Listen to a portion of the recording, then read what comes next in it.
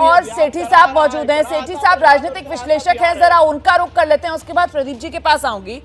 यहाँ पर सेठी साहब, जिस तरीके की चर्चा हो रही है, एक तरफ ये कहा जा रहा है कि साहब बिहार जो है उसके खिलाफ साजिश रची गई कि साहब उसको दंगों की आग में झोंक दिया जाए, लेकिन जैसे ही वो हिंसा शुरू हुई हमने काबू पा लिया, ये जेडीयू कह रही है। बीजेपी की तरफ से कहा जा रहा है कि साहब नीतीश कुमार पूरी तरीके से फेल हैं, और इस सब के बीच नीतीश कुमार जो हैं वो बिहार में लाल किले के पोस्टर के सामने बैठकर इफ्तार कर रहे हैं।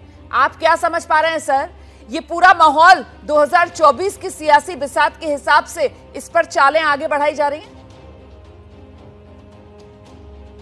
देखिए, मैं ये समझता हूँ ये मसला बिहार का नहीं है, ये मसला हमारे पूरे देश का है।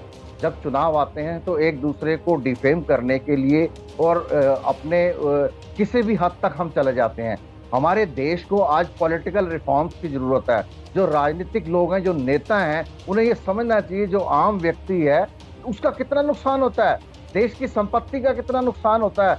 जिसके परिवार का सदस्य मारा जाता है उसकी भरपाई तो कोई कर ही नहीं सकता।